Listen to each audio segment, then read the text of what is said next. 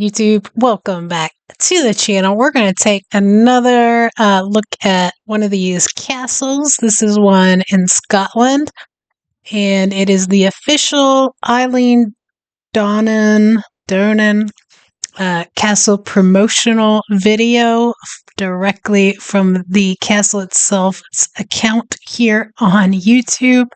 I'm excited for this one, but I will put a link for it in the description so you can go check them out yourself or subscribe. I'll also have links over to Patreon, where right now you can watch full unedited Cuckoo season 1 reacts for free, as well as many other shows. IT Crowd first season's available, In-Betweeners, Black Adder, all kinds of stuff. So you should absolutely jump over there, check it out, sign up for free, get free access to tons of shows. And then we'll also have links to my new sports channel where all the rugby, cricket stuff in the future is going. So let's go ahead and jump into this video.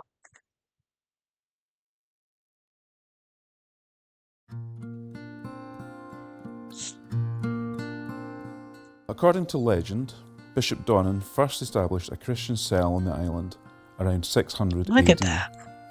Little is known or recorded about this time in history. We remain much in the dark.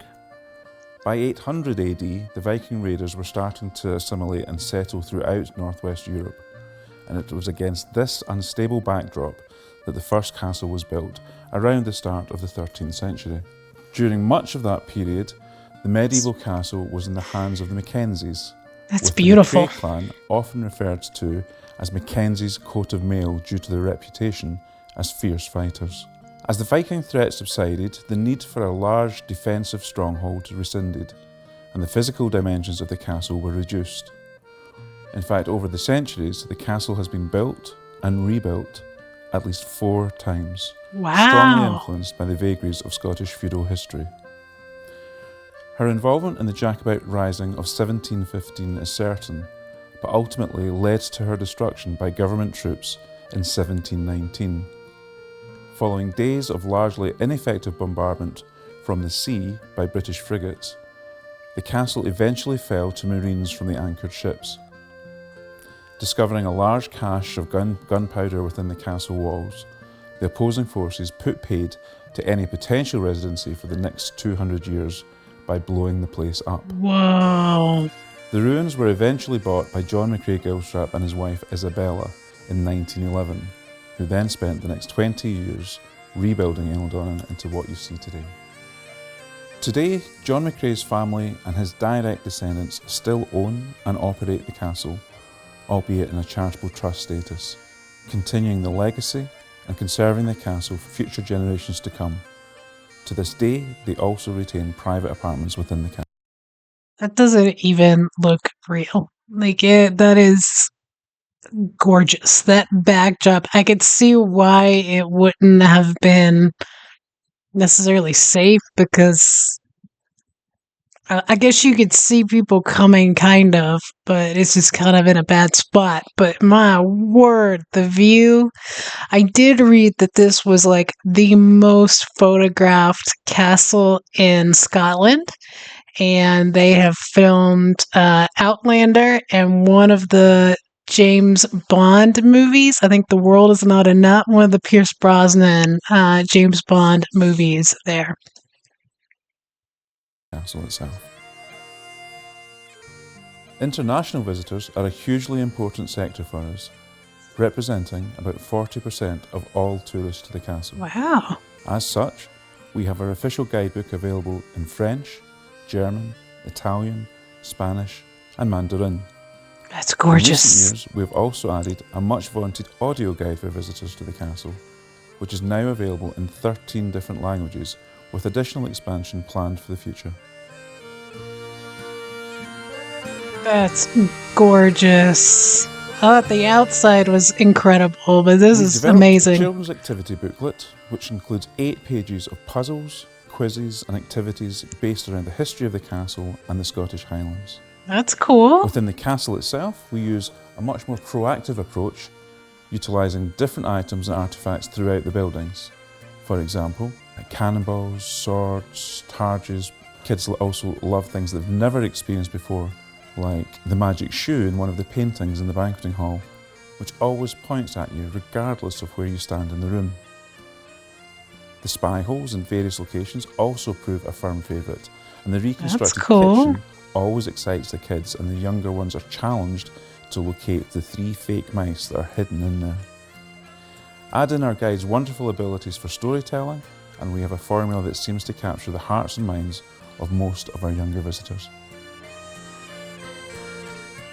Eilean Donan has many hidden gems, some of which are shared with visitors only as unpublicised extras to the normal tour.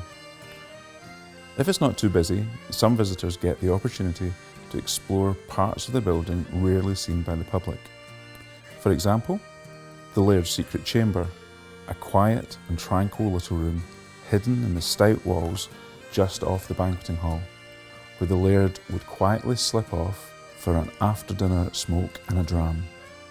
Unbeknown to any guests, he could also keep an eye on them, or an ear, by utilising some of the secret spy holes hidden in the castle stonework. Similarly, small numbers of visitors are given access to the secret walkway around the very top of the castle, offering stunning views of the local area. Visitors visit the bedroom level as part of their tour, but are unaware of the second level of bedrooms above their heads, which are something of a preserved time capsule from the early 20th century. That's cool. Working portcullis is often overlooked because of its hidden location, so again, it's always a popular sight to see when we lower and raise it for visitors. The original visitor centre is now over 20 years old and was built at a time when visitor numbers were considerably smaller than they are today. Investment in improving visitor services over many years has proved crucial in attracting new and global interest in the castle. The new extension will add significantly to this with new ticket distribution facilities, audio guides in 13 languages, a new food and beverage takeaway outlet, a first aid treatment room, along with much needed space for administrative functions. Whilst visitors have many interests in the historical tales of look at that. It is often how we embrace the technology available in today's fast-moving world that piques that interest. We utilise 2 live streaming webcams to send images all around the world, with quite literally millions of people utilising the service every year.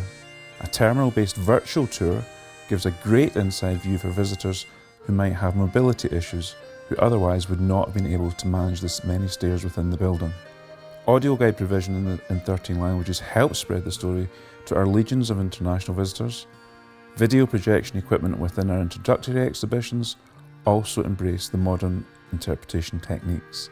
Social media growth over the last 10 years has allowed us to promote Eilean Donan to a global audience, with now over 300,000 very active users registered.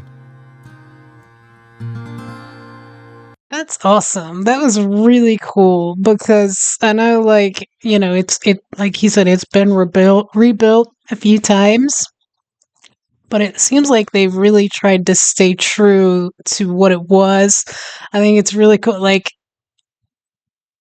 I don't know if you guys think of it that way. I know as an American, not growing up around castles and stuff, certainly not taking them for granted, not saying that you guys do, but like, I think you fantasize a lot about castles and what they were, what they are from just Disney movies, from movies. I think you guys might do it a little bit too with like maybe California and the palm trees and Hollywood and all that stuff. But with I think us or me for these castles, like this one in particular kind of is the things that you think about, like these secret rooms and hidden passages and all of these like ways to spy on people. All these like kind of secret things, and I think it's really cool that those, at least some of them, still exist or they recreated them, and that when you go, you have an opportunity to see some of these things. He also mentioned towards the beginning that there were like apartments there, which is wild to me. But then it reminded me of, I think it was over a course of a couple episodes, but the show Keeping Up Appearances, where I think Hyacinth ends up buying or renting an apartment for her and Richard in a castle. And it ended up being so. I remember them getting stuck in the small kitchen or something like that. But just the idea that you have an opportunity to do that is just crazy, crazy, crazy to me. If you guys know if some of those are like listings of them, drop them in the comments and I'll absolutely do videos on them. But I really, really enjoyed that one. I'm going to try actually maybe find some of these tours, these interactive tours that he talked about that they have online. But I really, really enjoyed that one. That one seems very, very cool to me.